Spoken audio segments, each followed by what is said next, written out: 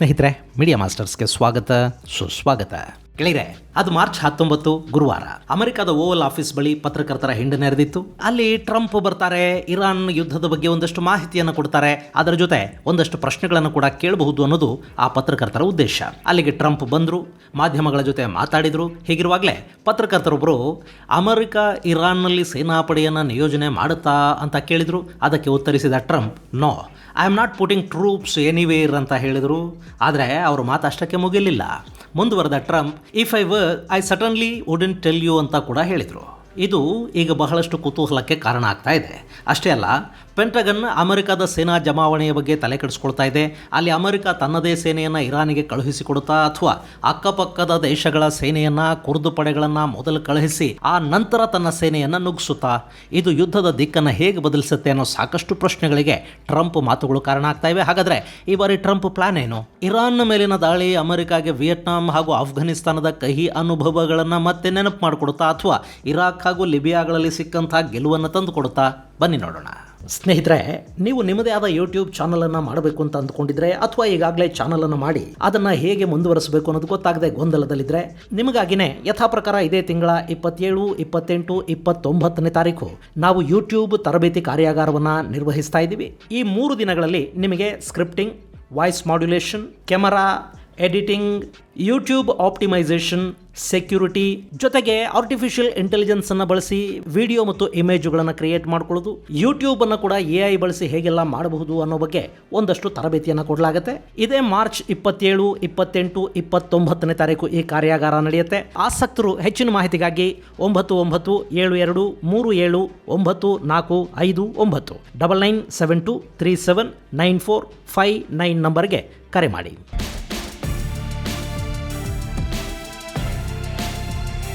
ಗೆಳೆಯರೆ, ದಿನ ಕಳೆದಂತೆ ಅಲ್ಲಿ ಅಮೆರಿಕ ಪಡೆಗಳ ಶಕ್ತಿ ಹೆಚ್ಚಾಗ್ತಾ ಹೋಗ್ತಾ ಇದೆ. ಮೊನ್ನೆ ಟ್ರಂಪ್ 48 ಗಂಟೆಗಳ ಕಾಲಾವಕಾಶವನ್ನು ಕೊಟ್ಟಿದ್ರು. 48 ಗಂಟೆಗಳ ಒಳಗೆ ಹಾರ್ಮೋಸ್ ಅಲ್ಲಿ ಖಾಲಿ ಮಾಡದೇ ಇದ್ರೆ ನಿಮ್ಮ ಪವರ್ ಗ್ರಿಡ್ಗಳನ್ನು ಹೊಡೆದು ಹಾಕ್ತೀವಿ ಅಂತ ಟ್ರಂಪ್ ಹೇಳಿದ್ರು. ಆ 48 ಗಂಟೆಗಳು ಮುಗಿಯೋ ಮೊದಲೇ ಇರಾನಿನ ಪವರ್ ಗ್ರಿಡ್ಗಳ ಮೇಲೆ ದಾಳಿಗಳು ಶುರುವಾಗಿವೆ. ಸ್ಯಾಂಪಲ್ ಅನ್ನೋ ಹಾಗೆ ತೆಹರಾನ್ನಲ್ಲಿನ ಪವರ್ ಗ್ರಿಡ್ ಹೊಡೆದು ಹಾಕಿದ್ದಾರೆ. ಇಡೀ ತೆಹರಾನ್ ರಾತ್ರಿ ಸಂಪೂರ್ಣವಾಗಿ ಕತ್ತಲಲ್ಲಿ ಮುಳುಗೋ ಪರಿಸ್ಥಿತಿ ನಿರ್ಮಾಣ ಆಗಿತ್ತು. ಹಾಗೆ ಇರಾನಿನ ಮತ್ತಷ್ಟು ಪ್ರಮುಖ ನಗರಗಳು ಕೂಡ ದೊಡ್ಡ ಪ್ರಮಾಣದ ದಾಳಿಗೆ ಗುರಿಯಾದವು. ರಾತ್ರಿ ಇಡೀ ಇಸ್ರೇಲ್ ಹಾಗೂ ಅಮೆರಿಕಾಗಳು ಮಾಡಿದ ದಾಳಿಯಲ್ಲಿ ತೆಹರಾನ್ ಥರಗುಟ್ಟಿ ಹೋಯಿತು. ಇದರ ಜೊತೆ ಇರಾನ್ ವಿರುದ್ಧ ಈಗ 20 ದೇಶಗಳು ಒಂದುಗೂಡಿ ನಿಲ್ತಾ ಇವೆ. ಬ್ರಿಟನ್ ಯುದ್ಧದಲ್ಲಿ ಭಾಗಿಯಾಗೋದಾಗಿ ಹೇಳಿದೆ. ನ್ಯಾಟೋ ಕೂಡ ಹಾರ್ಮೋಸ್ ಬಿಡುಗಡೆಗೆ ನಾವು ಬರ್ತೀವಿ ಅಂತ ಹೇಳಿದೆ. ಹಾರ್ಮೋಸ್ ಅಲ್ಲಿ ಸಂಚಾರ ನಿಂತು ಕೂಡಲೇ ಸಂತ್ರಸ್ತ ದೇಶಗಳೆಲ್ಲ ಇರಾನ್ ವಿರುದ್ಧ ನಿಲ್ತಾ ಇವೆ. ಅರಬ್ ದೇಶಗಳ ಮೇಲಿನ ಇರಾನ್ ದಾಳಿ ಕೂಡ ಇಸ್ಲಾಮಿಕ್ ಒಕ್ಕೂಟದಲ್ಲಿ ಬಿರುಕುಂಟಾಗೋದಕ್ಕೆ ಕಾರಣ ಆಗ್ತಾ ಇದೆ. ಇನ್ನು ಅಮೆರಿಕ ಯಾವುದೇ ಕಾರಣಕ್ಕೂ ಇರಾನ್ ಜೊತೆ ಸಂಧಾನ ಇಲ್ಲ ಅಂತ ಹೇಳಿದೆ. ಈ ಮೂಲಕ ಯುದ್ಧದ ತೀವ್ರತೆ ಇನ್ನಷ್ಟು ಹೆಚ್ಚಾಗುವ ಸಾಧ್ಯತೆಗಳಲ್ಲಿ ದಟ್ಟವಾಗಿ ಕಾಣ್ತಾ ಇವೆ. ಇಲ್ಲಿ ಟ್ರಂಪ್ ದಿನ ಒಂದೊಂದು ಮಾಹಿತಿಯನ್ನು ಕೊಡ್ತಾ ಇದ್ರೆ, ಮತ್ತೊಂದು ಕಡೆ ಪೆಂಟಗಾನ್ ದೊಡ್ಡ ಕಾರ್ಯಾಚರಣೆಗೆ ನೀಲನಕ್ಷೆಯನ್ನು ತಯಾರು ಮಾಡ್ತಾ ಇದೆ. ಅಮೆರಿಕದ ವರ್ಜಿನಿಯಾದಲ್ಲಿನ ಪೆಂಟಗಾನ್ ಕಚೇರಿಯಲ್ಲಿ ಈ ತಂತ್ರಗಾರಿಕೆ ನಡೀತಿರುವ ವರದಿಗಳು ಬರ್ತಾ ಇವೆ. ಇರಾನ್ನಲ್ಲಿ ಗ್ರೌಂಡ್ ಟ್ರೂಪ್ಸ್ ಅನ್ನು ಡಿಪ್ಲಾಯ್ ಮಾಡೋದರ ಸಾಧಕ ಬಾಧಕಗಳ ಬಗ್ಗೆ ಅಲ್ಲಿ ಚರ್ಚೆಗಳು ನಡೀತಾ ಇವೆ. CBS ವರದಿ ಮಾಡಿರೋ ಪ್ರಕಾರ ಅಮೆರಿಕದ ಕಮಾಂಡರ್ಗಳು ತಮ್ಮ ಸೇನಾ ಪಡೆಗಳಿಗೆ ಸಿದ್ಧರಾಗಿರಿ ಅನ್ನೋ ಸಂದೇಶವನ್ನು ಕೊಟ್ಟಿದ್ದಾರಂತೆ. ಇದು ಇರಾನ್ ವಿರುದ್ಧ ಈಗ ನಡೀತಿರುವ ಏರ್ ಸ್ಟ್ರೈಕ್ ಹಾಗೂ ನೇವಲ್ ಸ್ಟ್ರೈಕ್ಗಳಿಗಿಂತ ಭಿನ್ನವಾದ ಆಪರೇಷನ್ಗೆ ಸಿದ್ಧತೆಗಳು ನಡೀತಿರೋದನ್ನ ತೋರ್ತಾ ಇದೆ. ಇದರ ಜೊತೆ ಅಮೆರಿಕ ಸಾಕಷ್ಟು ಹಿಂದಿನಿಂದಲೂ ಕೂಡ ಇರಾನ್ ಮೇಲೆ ಗ್ರೌಂಡ್ ಅಟ್ಯಾಕ್ಗೆ ಸಿದ್ಧತೆಗಳನ್ನು ನಡೆಸಿದೆ ಅನ್ನೋ ಮಾಹಿತಿಗಳು ಹೊರಬೀಳ್ತಾ ಇವೆ. ಇಲ್ಲಿ ದಾಳಿಗಳು ನಡೆದ ಸಂದರ್ಭದಲ್ಲಿ ಇರಾನ್ನ ನಾಯಕರು ಸೆರೆ ಸಿಕ್ಕಿದ್ರೆ ಅವರನ್ನು ಏನು ಮಾಡಬೇಕು ಅನ್ನೋದರ ಬಗ್ಗೆ ಕೂಡ ಒಂದಷ್ಟು ಯೋಜನೆಗಳು ಸಿದ್ಧವಾಗಿವೆ ಅನ್ನೋ ಮಾಹಿತಿಗಳು ಬರ್ತಾ ಇವೆ. ಈಗಾಗಲೇ ಅಮೆರಿಕದ 82nd ಏರ್ಬೋರ್ನ್ ಡಿವಿಷನ್ ಹಾಗೂ ಮರೈನರ್ಗಳು ಇರಾನ್ ವಿರುದ್ಧ ದಾಳಿಗಳನ್ನು ಮಾಡ್ತಾ ಇದ್ದಾರೆ. ಅವ್ರ ಜೊತೆ ಗ್ರೌಂಡ್ ಟ್ರೂಪ್ ಕೂಡ ಸೇರ್ಕೊಳ್ಳೋ ಸಾಧ್ಯತೆಗಳು ಕಾಣ್ತಾ ಇವೆ. ಇನ್ನು ಈ ಗ್ರೌಂಡ್ ಅಟ್ಯಾಕ್ ಅನ್ನು ಅಮೆರಿಕಾನೇ ಮಾಡುತ್ತಾ? ಇಲ್ಲಿ ಹಾಗೆ ಅನ್ನಿಸ್ತಾ ಇಲ್ಲ. ಯಾಕೆಂದ್ರೆ ಇರಾನಿನ ಭೌಗೋಳಿಕ ಪರಿಚಯ ಅಮೆರಿಕ ಸೈನಿಕರಿಗಿರೋದಿಲ್ಲ. ಅಲ್ಲಿನ ಪರ್ವತಗಳು, ಗುಡ್ಡಗಾಡುಗಳಲ್ಲಿ ಕಾದಾಡುವ ಅನುಭವ ಕೂಡ ಅವರದ್ದಲ್ಲ. ಅಲ್ಲಿ IRGC, ಬಸಿಸ್ ಪಡೆಗಳು, ಇನ್ನಿತರ ಮಿಲಿಷಿಯಾಗಳು ದೊಡ್ಡ ಪ್ರಮಾಣದಲ್ಲಿವೆ. ರೆಜಿಮ್ ಬೆಂಬಲಿಗರು ಇದ್ದಾರೆ. ಅವರ ಕೈಗೆ ಅಮೆರಿಕದ ಸೈನಿಕರು ಸಿಕ್ಕರೆ ಅವರನ್ನು ಹರ್ಕೊಂಡು ತಿಂದು ಬಿಡ್ತಾರೆ. ಹೀಗಾಗಿ ಅಮೆರಿಕ ಅಲ್ಲಿ ತಾನೇ ದಾಳಿಗಿಳಿಯುವ ದುಸ್ಸಾಹಸವನ್ನ ಮಾಡೋದಿಲ್ಲ. ಬದಲಿಗೆ ಆಫ್ಘನಿಸ್ತಾನದಲ್ಲಿ ಮಾಡಿದ ಹಾಗೆ ಇಲ್ಲಿ ಕೂಡ ಮಾಡೋ ಸಾಧ್ಯತೆಗಳಿರುತ್ತವೆ. ಆಫ್ಘನಿಸ್ತಾನದಲ್ಲಿ ನಾರ್ದರ್ನ್ ನಾರ್ದರ್ನ್ ಅಲಯನ್ಸ್ ಪಡೆಗಳು ಸಾಕಷ್ಟು ವರ್ಷಗಳಿಂದ ತಾಲಿಬಾನ್ ವಿರುದ್ಧ ಕಾದಾಡ್ತಾ ಇದ್ವು. ಅವರಿಗೆ ಮುಂದೆ ನುಗ್ಗೋದಕ್ಕೆ ಹೇಳಿದ ಅಮೆರಿಕ ಏರಿಯಲ್ ಕವರ್ ಅನ್ನು ಕೊಡ್ತಾ ಹೋಯಿತು. ಹಾಗೆ ಪಾಕಿಸ್ತಾನದ ಸೇನೆಯನ್ನು ಕೂಡ ಆಫ್ಘನಿಸ್ತಾನಕ್ಕೆ ನುಗ್ಗಿಸ್ತು. ಅಲ್ಲಿ ಎಲ್ಲ ಸರಿ ಹೋದ ಮೇಲೆ ಅಮೆರಿಕದ ಪಡೆಗಳು ಆಫ್ಘನ್ ನೆಲಕ್ಕೆ ಕಾಲಿಟ್ವು. ಇಲ್ಲಿ ಕೂಡ ಬಹುಶಃ ಅದೇ ತಂತ್ರವನ್ನ ಅಮೆರಿಕ ಅಳವಡಿಸಿಕೊಳ್ಳುವ ಸಾಧ್ಯತೆಗಳಿರುತ್ತವೆ. ಇರಾನ್ನ ರೆಜಿಮ್ ವಿರುದ್ಧ ಟರ್ಕಿ ಹಾಗೂ ಇರಾಕ್ ಗಡಿಗಳ ಕಡೆಯಿಂದ ಕುರ್ದು ಪಡೆಗಳನ್ನು ನುಗ್ಗಿಸುವ ಸಾಧ್ಯತೆ ಇದೆ. ಹಾಗೆ ಉತ್ತರದ ಗಡಿಯಿಂದ ಅಜರ್ಬೈಜಾನ್ ಸೇನೆ ಇರಾನ್ನ ಒಳಗೆ ಬರಬಹುದು. ಪೂರ್ವದ ಗಡಿಗಳಲ್ಲಿ ಪಾಕಿಸ್ತಾನದ ಸೇನೆ ಇದೆ. ಇವರ ಕವರ್ ಪಡ್ಕೊಂಡು ಅಮೆರಿಕದ ಪಡೆಗಳು ಇರಾನ್ಗೆ ಕಾಲಿಡುತ್ತವೆ. ಇವರ ಜೊತೆ ನ್ಯಾಟೋ ಪಡೆಗಳು ಕೂಡ ಅಲ್ಲಿ ಸೇರ್ಪಡೆ ಆಗುತ್ತವೆ. ಇದೆಲ್ಲದರ ನಡುವೆ ಈ ಹಿಂದೆ ಹಾರ್ಮುಜ್ ಜಲಸಂಧಿಯನ್ನ ಇರಾನ್ ಓಪನ್ ಮಾಡಬೇಕು ಅಂತ 22 ದೇಶಗಳು ಬೇಡಿಕೆಯನ್ನು ಇಟ್ಟಿದ್ವು. ಇದರ ಜೊತೆ ಇನ್ನಷ್ಟು ದೇಶಗಳು ಸೇರಿ ಇರಾನ್ ಅಂತಾರಾಷ್ಟ್ರೀಯ ಜಲ ಒಪ್ಪಂದವನ್ನು ಉಲ್ಲಂಘಿಸ್ತಾ ಇದೆ, ಅವರು ಸಮುದ್ರ ವ್ಯಾಪಾರಕ್ಕೆ ತಡೆಯೊಡ್ಡುತ್ತಾ ಇದ್ದಾರೆ ಅಂತ ಹೇಳಿ ಇರಾನ್ ವಿರುದ್ಧ ವಿಶ್ವಸಂಸ್ಥೆ ಕೂಡ ಕಣಕ್ಕಿಳಿಯೋ ಹಾಗೆ ಮಾಡಿದರೆ ಆಶ್ಚರ್ಯ ಪಡಬೇಕಿಲ್ಲ. ಸೊ ಇಲ್ಲಿ ಅಮೆರಿಕ ಪ್ರತಿಯೊಂದನ್ನು ಪ್ಲಾನ್ ಮಾಡ್ಕೊಂಡು ಕೂತಿದೆ. ಅವರು ಕಾಲಕ್ಕೆ ತಕ್ಕಂತೆ ತಮ್ಮ ಪ್ಲಾನ್ಗಳನ್ನು ಎಕ್ಸಿಕ್ಯೂಟ್ ಮಾಡ್ತಾ ಹೋಗ್ತಾ ಇದ್ದಾರೆ ಅಷ್ಟೇ.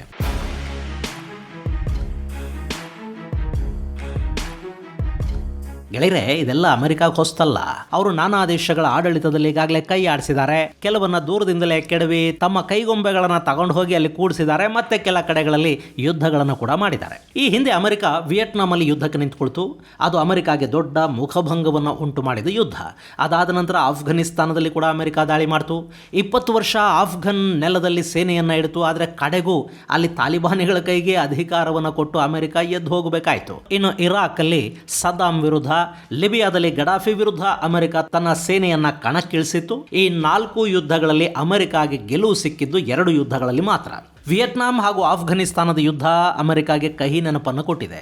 ವಿಯೆಟ್ನಾಂ ಯುದ್ಧದಲ್ಲಿ ಅಮೆರಿಕ ಮೊದಲಿಗೆ 23,000 ಸೈನಿಕರನ್ನ ಕಣಕ್ಕಿಳಿಸಿ ಯುದ್ಧವನ್ನು ಗೆದ್ದು ಬಿಡೋದಕ್ಕೆ ಹೊರಡಿತು. ಆದರೆ ಅದು ಸಾಧ್ಯ ಆಗದೆ 1967 ಹೊತ್ತಿಗೆ ತನ್ನ ಸೈನಿಕರ ಸಂಖ್ಯೆಯನ್ನು 4,86,000ಕ್ಕೆ ಏರಿಸಿದ ಅಮೆರಿಕ 1969ರಲ್ಲಿ ಅದನ್ನು 5,43,000ಕ್ಕೆ ಹೆಚ್ಚು ಮಾಡಿತು. ಇದು ವಿದೇಶಿ ನೆಲದಲ್ಲಿ ಅಮೆರಿಕ ಯುದ್ಧಕ್ಕೆ ನಿಲ್ಲಿಸಿದ ತನ್ನ ಅತಿ ದೊಡ್ಡ ಪಡೆ. ಇನ್ನು ಅಮೆರಿಕ ವಿಯೆಟ್ನಾಂ ಯುದ್ಧದಿಂದ ಹೊರಬರೋ ಮನಸ್ಸು ಮಾಡ್ತಲ್ಲ, ಆಗ ತನ್ನ ಸೈನಿಕರ ಸಂಖ್ಯೆಯನ್ನು ಮತ್ತೆ 24,000ಕ್ಕೆ ಇಳಿಸ್ತು. ಗೆಳೆಯರೆ, ಈ ಯುದ್ಧದಲ್ಲಿ ಅಮೆರಿಕ ಸಾಕಷ್ಟು ಕಳ್ಕೊಳ್ತು. ತನ್ನ ಸೈನಿಕರ ಪ್ರಾಣ, ಹಣ, ವೆಪನ್ ಎಲ್ಲವನ್ನ ಅಮೆರಿಕ ವಿಯೆಟ್ನಾಂನ ಕಾಡುಗಳಲ್ಲಿ ಕಳ್ಕೊಂಡು ಸೋಲನ್ನು ಅನುಭವಿಸಬೇಕಾಗಿ ಬಂತು. ಇವತ್ತಿಗೂ ಅಮೆರಿಕದ ಪಾಲಿಗೆ ಆರದ ಗಾಯವಾಗಿ ಯಾವುದಾದರೂ ಯುದ್ಧ ಕಾಡಿದರೆ ಅದು ವಿಯೆಟ್ನಾಂ ಯುದ್ಧ.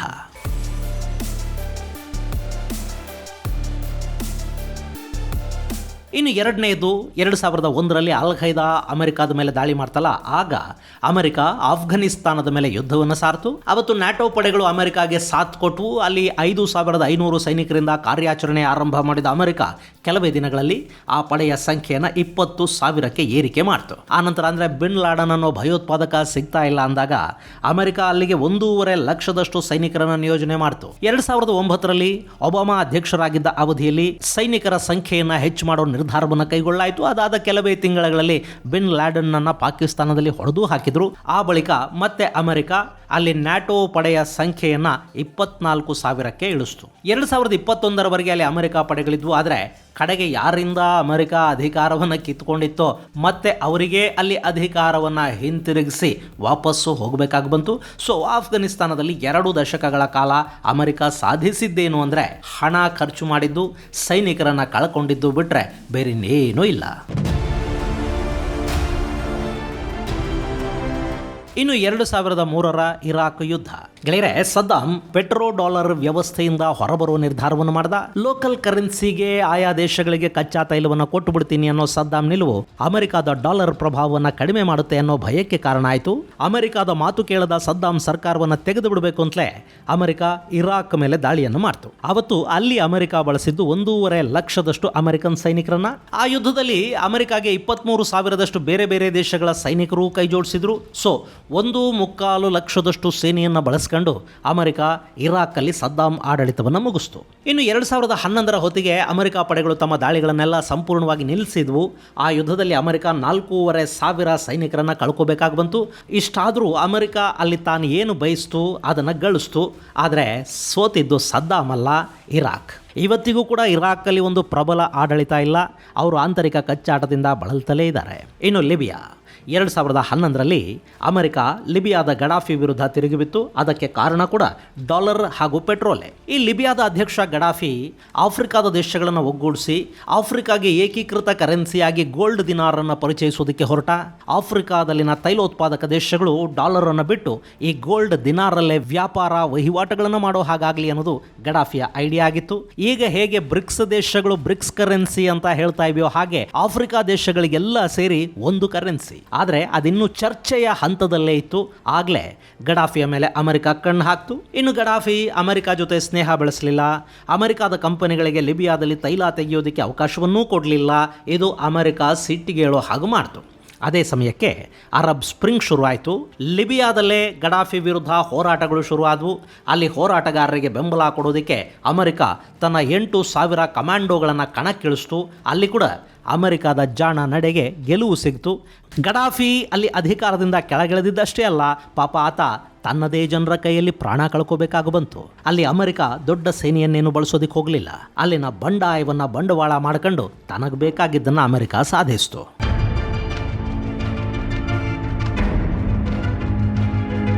ಗೆಳೆಯರೆ, ಈ ಲೆಕ್ಕಾಚಾರಗಳನ್ನು ನೋಡ್ತಾ ಹೋದಾಗ ಅಮೆರಿಕ ಇರಾನ್ ವಿರುದ್ಧ ಕೂಡ ದೊಡ್ಡ ಮಟ್ಟದಲ್ಲಿ ಸೇನೆಯನ್ನು ಕಣಕ್ಕಿಳಿಸುವ ಸಾಧ್ಯತೆಗಳು ಕಡಿಮೆ ಕಾಣುತ್ತವೆ. ಅವರು ತಮ್ಮ ಸ್ಪೆಷಲ್ ಪಡೆಗಳನ್ನು ಕಣಕ್ಕಿಳಿಸೋದರ ಮೂಲಕ ಅಥವಾ ಕಡಿಮೆ ಸಂಖ್ಯೆಯ ಸೇನೆಯನ್ನು ನಿಯೋಜನೆ ಮಾಡೋದರ ಮೂಲಕ ದಾಳಿಯನ್ನು ಶುರು ಮಾಡ್ತಾರೆ. ಅದರ ಜೊತೆಗೆ ಇರಾನ್ನ ಒಳಗೆ ದೊಡ್ಡ ಮಟ್ಟದಲ್ಲಿ ಪ್ರತಿಭಟನೆಗಳು ಶುರುವಾಗುವ ಹಾಗೆ ಮಾಡ್ತಾರೆ. ಅಕ್ಕಪಕ್ಕದ ದೇಶಗಳ ಸೇನೆಯನ್ನು ಕೂಡ ಬಳಸ್ಕೋತಾರೆ.